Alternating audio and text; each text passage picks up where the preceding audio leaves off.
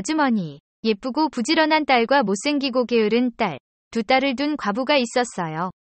하지만 미망이는 못생기고 게으른 딸이 자신의 딸이기 때문에 훨씬 더 좋아했고, 양녀인 다른 딸은 모든 일을 해야 하고 집안의 신데렐라가 되어야 했습니다.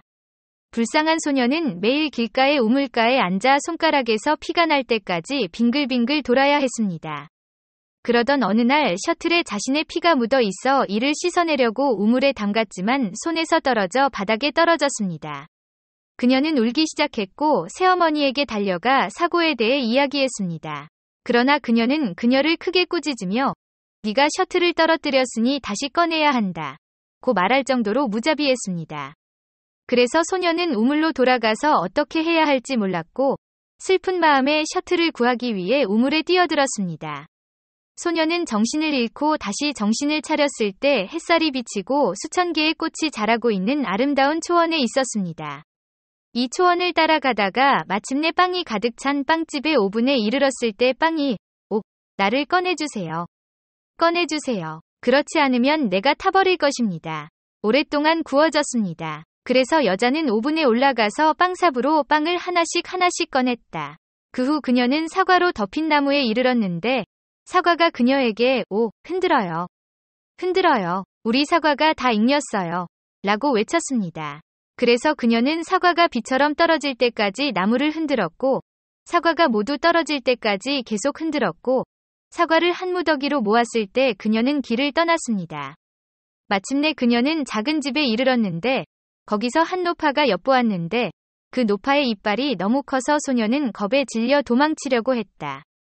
그러나 노파는 그녀에게 외쳤다. 사랑하는 아이야, 무엇이 두렵니? 나와 함께 있어라. 네가 집안의 모든 일을 제대로 한다면 더 잘할 수 있을 것이다. 오직 너만이 내 침대를 잘 만들고 깃털이 날릴 때까지 철저히 털어서 땅에 눈이 내릴 수 있도록 조심해야 한다. 나는 어머니 홀레입니다. 노파가 친절하게 말을 건네자 소녀는 용기를 내어 노파의 봉사를 시작하기로 동의했습니다. 그녀는 여주인의 만족을 위해 모든 것에 주의를 기울였고 항상 침대를 너무 세게 흔들어 깃털이 눈송이처럼 날아다녔습니다. 그래서 그녀는 그녀와 함께 즐거운 삶을 보냈고 화내는 말 한마디 없었으며 매일 고기를 삶거나 구워 먹었습니다. 그녀는 어머니 홀레와 함께 얼마 동안 머물렀고 슬퍼졌습니다. 처음에 그녀는 자신에게 무슨 문제가 있는지 몰랐지만 마침내 그것이 향수병이라는 것을 알게 되었습니다. 그녀는 집보다 이곳이 수천 배 더 낫지만 여전히 그곳에 가고 싶은 그리움이 있었습니다. 마침내 그녀는 노파에게 나는 고향에 대한 그리움이 있습니다. 이곳에서 아무리 잘 살더라도 더 이상 머물 수 없습니다.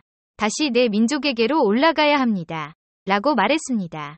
홀레 어머니는 네가 고향을 다시 그리워하는 것을 기쁘게 생각하며 네가 나를 진실로 섬겼으니 내가 너를 다시 데려가겠다고 말했다.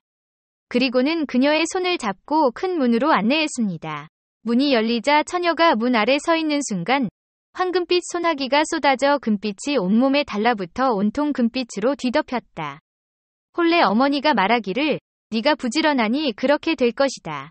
그리고 동시에 우물에 빠뜨렸던 수레를 그녀에게 돌려주었다. 그러자 문이 닫히고 처녀는 어머니의 집에서 멀지 않은 땅 위에 있는 자신을 발견했습니다. 처녀가 마당으로 들어가자 우물가에 서 있던 수탉이 이렇게 외쳤습니다.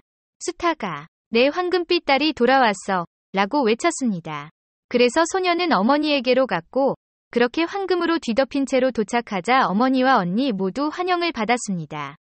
소녀는 자신에게 일어난 모든 일을 말했고 어머니는 그녀가 어떻게 그렇게 많은 부를 얻었는지 듣자마자 못생기고 게으른 딸에게도 똑같은 행운을 얻고 싶어 했습니다. 그녀는 우물가에 앉아 빙글빙글 돌아야 했고 수레가 피로 얼룩질까 봐 가시던 불에 손을 찔러 손가락을 찔렀다. 그런 다음 셔틀을 우물에 던지고 그 뒤를 따라 뛰어들었습니다. 그녀는 다른 여자와 마찬가지로 아름다운 초원에 와서 똑같은 길을 따라 걸었습니다. 그녀가 오븐에 도착했을 때 빵은 다시 울었습니다. 나를 꺼내줘. 나를 꺼내줘. 그렇지 않으면 타버릴 거야. 나는 오랫동안 구워졌어. 그러나 게으른 것은 내가 더러워지고 싶은 소원이 있는 것처럼 라고 대답하고 그녀는 계속 갔다. 곧 그녀는 사과나무에 이르렀고 사과나무는 흔들어요. 흔들어요. 우리 사과가 다 익렸어요. 라고 외쳤습니다. 그러나 그녀는 좋아. 너희 중 하나가 내 머리 위로 떨어질지도 몰라. 라고 대답하고 계속했습니다. 그녀는 혼례 어머니의 집에 왔을 때 이미 그녀의 큰 이빨에 대해 들어봤기 때문에 두려워하지 않았고 즉시 그녀에게 자신을 고용했습니다. 첫날 그녀는 어머니 혼례가 줄 모든 금을 생각하며 부지런히 일했고 어머니 혼례가 시키는 대로 순종했습니다. 그러나 둘째 날부터 그녀는 게으르기 시작했고 셋째 날에는 더 게으르기 시작했고 아침에 전혀 일어나지 않았습니다. 그녀는 어머니 혼례의 침대를 제대로 만들지 않았고 깃털이 날아오도록 흔들지 않았습니다. 어머니 혼례는 곧 지쳐서 그녀에게 떠나라고 통보했습니다. 게으른 소녀는 기꺼이 가려고 했고 이제 황금빛 비가 올 것이라고 생각했습니다. 어머니 혼례는 그녀를 큰 문으로 인도했지만 소녀가 문 아래에 서 있는 동안 황금 대신 큰 솥에 가득 담긴 피치가 그녀를 덮치고 있었어요. 혼례 수녀는 이것이 너의 봉사에 대한 보답이다. 라고 말하며 문을 닫았습니다.